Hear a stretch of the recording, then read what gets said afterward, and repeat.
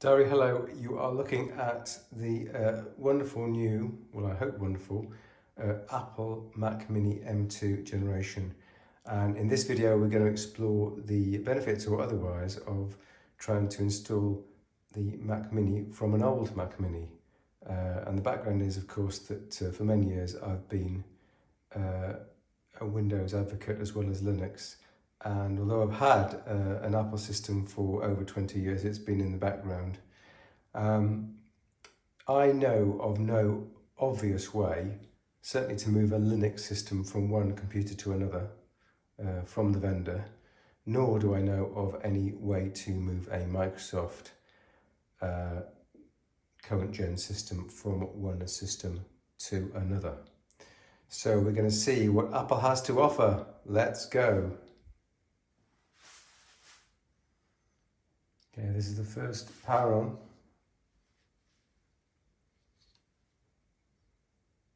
I'm getting extra messages from my LG television. Okay,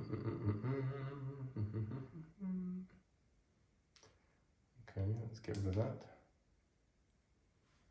Oh, I missed the Apple startup, it was so quick. Anyway, let's see what happens. Okay, we're in lots of different languages mode. Let's see if we can show that.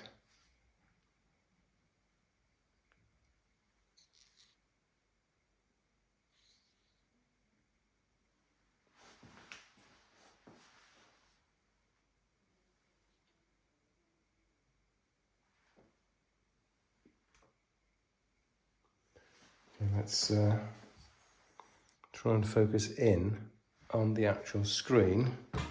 And let me get the keyboard out of the way. English as the main language. Press the return key. Hang on. English as the main language, press the return key. Let's do that.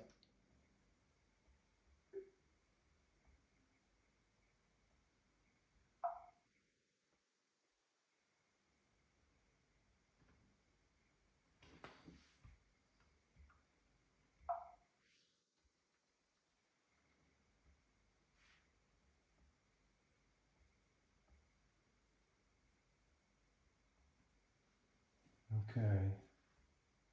Not now. Let's download an update. 3.25 gigabytes. Okay, we've downloaded a 3 gigabyte file. We're now installing it. We seem to have an amazing 25 minutes remaining. I thought this M2 was supposed to be quick. Anyway, let's stick with it, shall we, guys?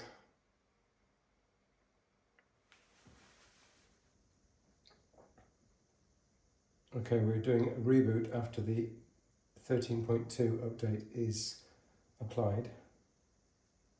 Took about 10 minutes to process the upgrade, not the 25 that was suggested, which is all to the good.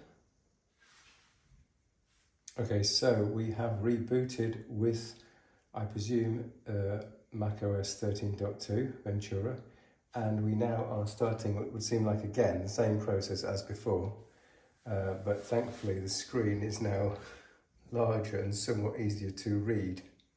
So we should proceed again, assuming the keyboard, the Microsoft keyboard does connect correctly, and we can continue.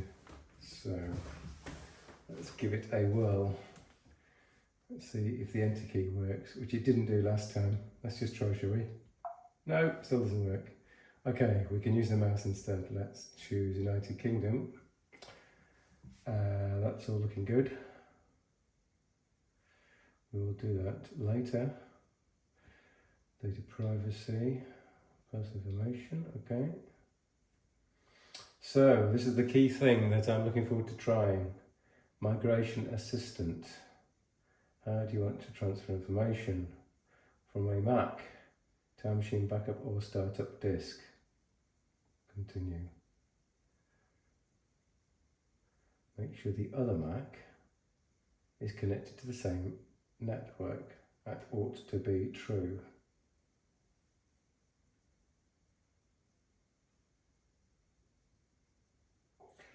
And transferring from another Mac, open the applications folder, then the utility folder, open the migration assistant app and select to another Mac. So let me try and do that. And the other Mac.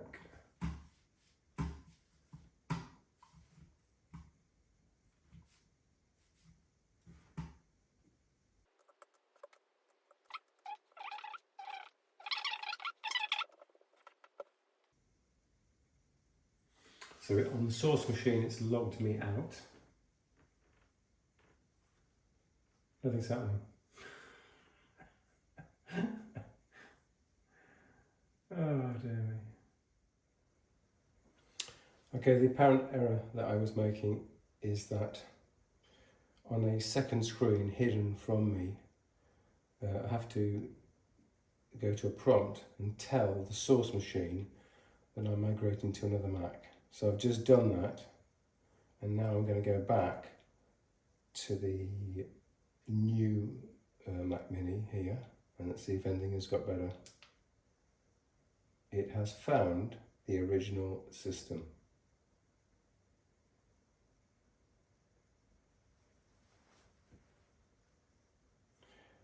So now we can proceed with the transfer from the source to this new, which is the target. Well, it's again hidden on the other screen, which is not very helpful. Anyway, we will make sure the code displayed at 075877. Okay, we're going to have to perform some gymnastics. Let's see. 075877. It is.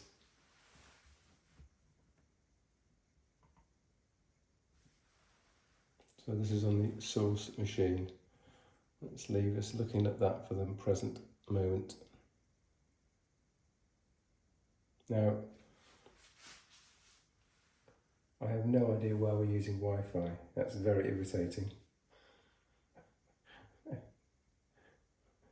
Since they've both got wired connections, and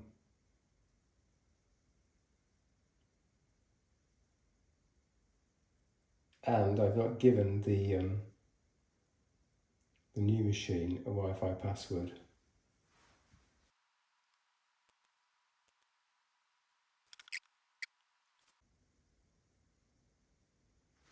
Okay, I've put custom passwords in for everything. I'm going to agree.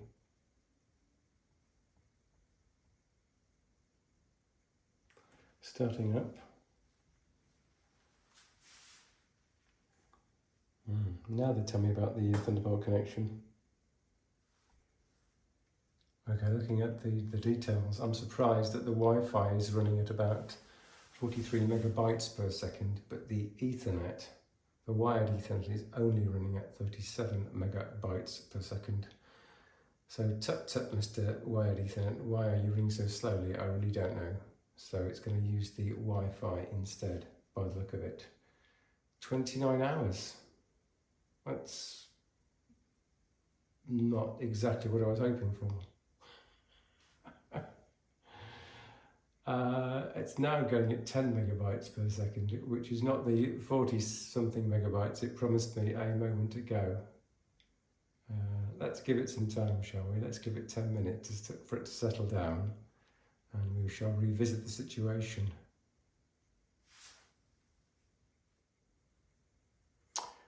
Okay, the migration has been running for only about 30 minutes, and we've come down from a peak of about 33 hours to only 9 hours and 35 minutes using the same Wi-Fi connection.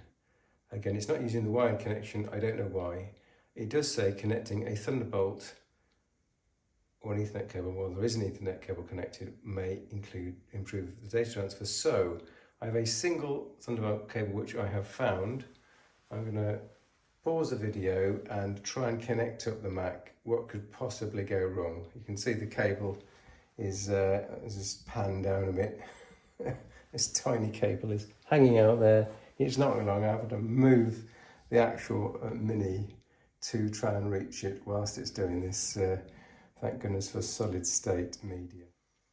Okay, so I've now made a connection from one Mac Mini to the old Mac Mini using a Thunderbolt cable, an approved Thunderbolt cable that cost an absolute fortune. And we go to the screen itself, and you will see that rather shockingly, the time has actually gone up. It was 9 hours, and it's now 10 hours and 21 minutes. I may leave that in the sense that I'm just trying to have faith in Thunderbolt, and I'm surprised. It does say current connection is Thunderbolt.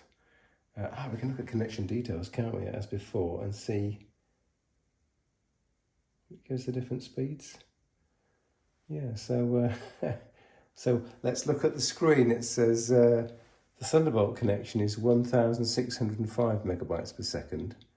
The Ethernet is 40, and the Wi-Fi and the unknown to Ethernet is 40. So from this, I can gather that the limitation is currently the processor and the implementation between the two. No, we've speeded up now. Oh, great. So we're now spelunking up to 180 megabytes per second, 200 megabytes per second. Okay, so it just needed a bit of time for it to get into the groove. So if we were initially 33 hours, we're now coming down to 4 hours and something. So yes, that's made a real decent difference. We're now transferring at 360 megabytes per second. That's what I'm talking about. Now I believe in you, Thunderbolt. Okay, that's great. Well, it's getting late here on the 1st of February 2023. The question is, as an IT professional, what do? Do you go and do something else and trust in the process, or do you sit in front of it like a mongoose watching it counting down because you're kind of mesmerised at the magic of it all? So probably the latter. Old IT habits die hard. Okay, so we were down from 8 hours, then up to 9 hours, then down to 1 hour, then down to 30 minutes, then down to 17 minutes, and then this has all happened in a few minutes via my Thunderbolt connection, and now it says your computer will start in 2 seconds. So I think this has taken less than an hour to do the entire system copy, which is frankly astonishing. I have not removed the Thunderbolt cable. It's rebooting now. There's the Thunderbolt cable. So I am absolutely flabbergasted. I'm very impressed at the progress so far. Let's see if it can keep up the good work.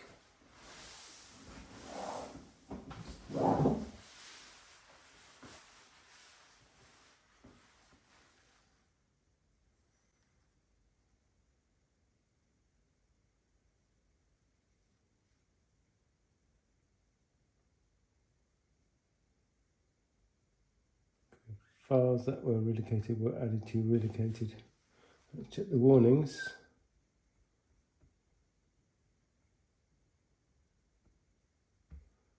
And documents could not be transferred. Okay, just one file, a Bluetooth HCI, a library, logs, Bluetooth HCI. Okay, well I think I can probably survive without that. Done.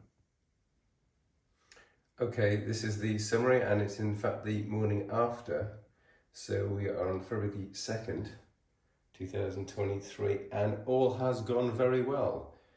Let's just start the Mac up whilst we are talking.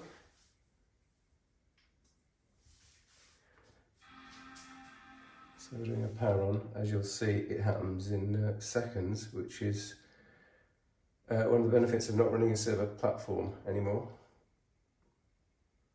So we've booted straight away. The three things that I've got outstanding are the Fujitsu scanner. I've had to reinstall the software. The scanner is a Fujitsu scanner. It connects wirelessly And the limitation of the software license is that it can only connect to one computer at a time. I had to physically use an USB cable to attach the scanner, reinstall the software. Now that is finally working. MS Office needs to be re-authenticated, so I need to find my license and which I bought and put that in, and all the VPN certificates to various systems that I might support need to be redone. So I've got key files and I can re-import those keys and put passwords in, and that should fix that. So really, that is astonishing. The entire migration took, let's just get that bit straighter, shall we? The entire migration took less than 1 hour. And the fiddling around with especially with the scanner, took almost the same time. So the migration was extraordinarily quick, and that happened once I connected the Thunderbolt cable. All the other applications that I have installed on the old Mac Mini have been moved over. For example, I use a text editor called Notepad Next. That works. I use VNC. That works. This really is a key differentiator between a Windows system whereby, although I googled and there is some sort of business tool which I've never seen or used, which can, quotes, migrate a system from source to target. I've never seen that available in the personal space, end user space. So, I mean, this is a key advantage of running an Apple computer system, that I can take an existing computer and migrate it to a new computer really without hardly any effort or knowledge or skill. And I really do have to hand it to Apple, that's made this process, frankly painless. So that's it. The new Mac Mini is up and running. The old one is up for a new owner, a new home. So all is well. Thanks for watching.